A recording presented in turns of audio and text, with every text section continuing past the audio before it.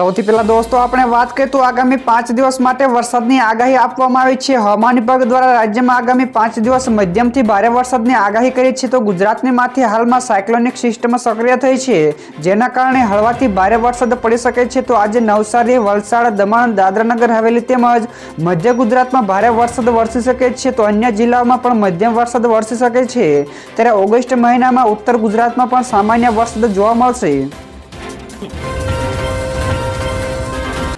તો દોસ્તો બીજા સૌથી મોટા સમાચાર રક્ષાબંધનને લઈને રેલવે વિભાગનો મોટો નિર્ણય। તો આગામી સમયમાં રક્ષાબંધનનો તહેવાર હોવાથી રેલવે દ્વારા મોટો નિર્ણય લેવામાં આવ્યો છે, જેમાં રક્ષાબંધનના તહેવારમાં વિશેષ ટ્રેન દોડાવવામાં આવશે। તો મુસાફરોની માંગ અને સુવિધાને ધ્યાનમાં રાખીને પશ્ચિમી રેલવે દ્વારા અમદાવાદ અને બાંદ્રા ટર્મિનસની વચ્ચે વિશેષ ટ્રેન દોડાવવાનો નિર્ણય લેવામાં આવ્યો છે। તો આ સાથે જ વિશેષ ભાડા ઉપર ફેસ્ટિવલ સ્પેશિયલ ટ્રેન ચલાવવાનો નિર્ણય પણ કરવામાં આવ્યો છે। આગળ દોસ્તો વધુ એક સૌથી મોટા સમાચાર યમુના નદી ભયજનક સપાટી વટાવી છે। તો દિલ્હીવાસીઓનું ટેન્શન વધ્યું। જ્યાં દોસ્તો દિલ્હીમાં પૂરનો ખતરો સતત વધી રહ્યો છે। તો હાલમાં યમુના નદીએ ભયજનક સપાટીને વટાવી દીધી છે, જેથી દિલ્હી સરકાર દ્વારા તમામ લોકોને નદી પાસે ન જવા માટેની સૂચનાઓ પણ આપવામાં આવી છે। તો આ સાથે જ નદી કિનારે ટીમ પણ તૈનાત કરી દેવામાં આવી છે। તો તંત્ર દ્વારા જણાવવામાં આવ્યું છે કે ઉપરવાસમાં વરસેલા ભારે વરસાદના પગલે નદીમાં સતત પાણી છોડવામાં આવી રહ્યું છે। તો તમામ નીચાણવાળા વિસ્તારોને પણ એલર્ટ રહેવાની સૂચના પણ આપી છે। બીજા સૌથી અગત્યના સમાચાર પેટ્રોલ અને ડીઝલને લઈને મહત્વપૂર્ણ સમાચાર મળ્યા છે। તો ગઈકાલે પેટ્રોલ અને ડીઝલના ભાવ જાહેર થયા છે, જેમાં કોઈ પણ પ્રકારનો ફેરફાર થયો નથી। તો છેલ્લા માર્ચ મહિનામાં ફેરફાર કરવામાં આવ્યો હતો। તો પેટ્રોલ અને ડીઝલની કિંમતો પ્રતિ લીટરે 2 રૂપિયા સસ્તી થઈ હતી। ત્યારથી ઓઇલ કંપનીઓએ કોઈ પણ પ્રકારનો ફેરફાર કર્યો નથી। તો પેટ્રોલ અને ડીઝલના ભાવમાં આંતરરાષ્ટ્રીય બજારમાં ક્રૂડ ઓઇલના ભાવ રૂપિયા પ્રમાણે અમેરિકન ડોલરની કિંમતો અને કેન્દ્ર અને રાજ્ય સરકારના દ્વારા વસૂલાતા ટેક્સ અને દેશમાં ફ્યુઅલની માંગ કેટલી છે તેના આધારિત નક્કી થાય છે।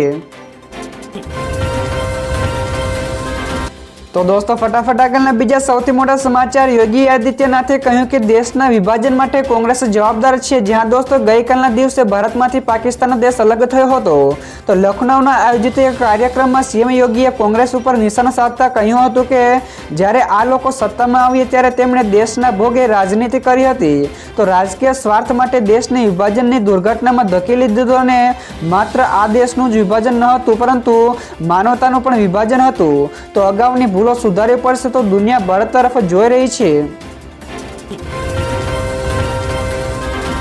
ત્યાર પછી દોસ્તો બીજા સૌથી મહત્વપૂર્ણ સમાચાર રક્ષાબંધનને લઈને જીએસઆરટીસીનું આગવું આયોજન। જ્યાં દોસ્તો આ મહિનામાં આવી રહેલા તહેવારોને ધ્યાનમાં રાખીને રાજ્યમાં એસટી ડેપો દ્વારા ખાસ આયોજન કરવામાં આવ્યું છે, જેમાં મુસાફરોને અવરજવર કરવામાં તકલીફ ન પડે તે માટે 6500 જેટલી બસોને એક્સ્ટ્રા ટ્રીપમાં દોડાવવામાં આવશે।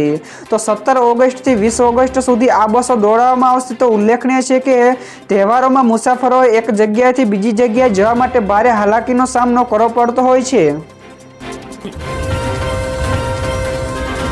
ત્યારબાદ દોસ્તો આગળના બીજા સૌથી મોટા સમાચાર મળ્યા છે કોંગ્રેસનું એલાન। તો 22 ઓગસ્ટે દેશવ્યાપી વિરોધ પ્રદર્શન થશે। જ્યાં દોસ્તો હિડનબર્ગનો રિપોર્ટ સામે આવ્યા બાદ વિરોધ પક્ષો સેબીના વડાના રાજીનામાની માંગ કરી રહ્યા છે। તો અને આ સમગ્ર મામલાની તપાસ માટે જેપીસીની પણ રચના કરવામાં માંગ કરી રહ્યા છે। તો હવે કોંગ્રેસ આ મુદ્દે 22 ઓગસ્ટે દેશભરમાં વિરોધ પ્રદર્શન કરશે તેવી પણ જાહેરાત કરી છે। તો વેણુગોપાલે કહ્યું હતું કે અદાણી મેગા કૌભાંડની તપાસ માટે જેપીસીની રચના કરવામાં આવે। તો દોસ્તો આ સિવાયના બીજા સમાચારની વાત કરવામાં આવે તો હાઈકોર્ટે પોલીસ અધિકારીને બરાબરના ખખડાવ્યા છે। જ્યાં દોસ્તો ગુજરાત હાઈકોર્ટે એક સુનાવણી દરમિયાન ઘાટલોડિયાના પીઆઈ વીડી મોરીને બરાબરના ખખડાવ્યા છે। તો હાઈકોર્ટે કહ્યું કે સામાન્ય કેસમાં લોકોને ધમકાવવા, રોફ જમાવો કે મારું તે ખોટું છે। તો પોલીસ અધિકારીઓ એવું સમજે છે કે કોર્ટ સામે તેઓ સ્માર્ટ ગેમ રમી શકે છે। જો આવું મનમાં હોય તો તે કાઢી નાખજો, નહીંતર કોર્ટ તમને સમજાવશે કે કોર્ટ સત્તાનો ઉપયોગ કઈ રીતે કરી શકે છે। ત્યાર પછી દોસ્તો બીજા સૌથી મહત્વપૂર્ણ સમાચાર, જથ્થાબંધ ફુગાવો ઘટીને 2.04% થયો છે। જ્યાં દોસ્તો જુલાઈમાં જથ્થાબંધ મોંઘવારીનો દર ઘટીને 2.04% થયો છે, જે જૂન મહિનામાં 3.36% હતો। તો જથ્થાબંધ મોંઘવારીના દરમાં ઘટાડો એ સામાન્ય માણસો માટે રાહતના સમાચાર છે। જો જથ્થાબંધ મોંઘવારી વધે તો તમામ વસ્તુઓના ભાવ પણ વધે છે। 3 દિવસ પહેલા એટલે કે 12 ઓગસ્ટે રિટેલ ફુગાવાના આંકડા પણ બહાર પાડવામાં આવ્યા હતા, જે અનુસાર જુલાઈમાં છૂટક ફુગાવાનો દર ઘટીને 3.54 ઉપર આવી ગયો છે, જે 59 મહિનામાં સૌથી નીચા સ્તરનો છે।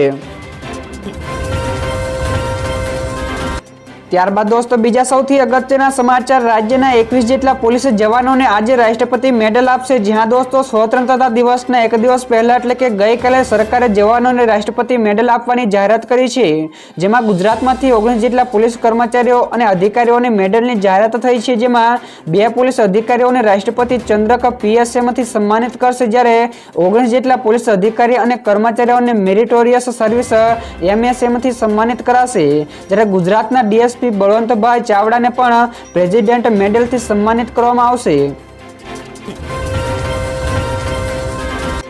ત્યારબાદના દોસ્તો આગળના બીજા સમાચારની વાત કરવામાં આવે તો જશ્ન એ આઝાદી, PM મોદી આજે લાલ કિલ્લા ઉપરથી રાષ્ટ્રને સંબોધિત કરશે। જ્યાં દોસ્તો આખો દેશ અને આઝાદીના રંગમાં રંગાઈ ગયો છે, તો PM મોદી 78માં સ્વતંત્રતા દિવસના અવસર ઉપર દિલ્હીના લાલ કિલ્લા ઉપરથી રાષ્ટ્રને સંબોધિત કરશે।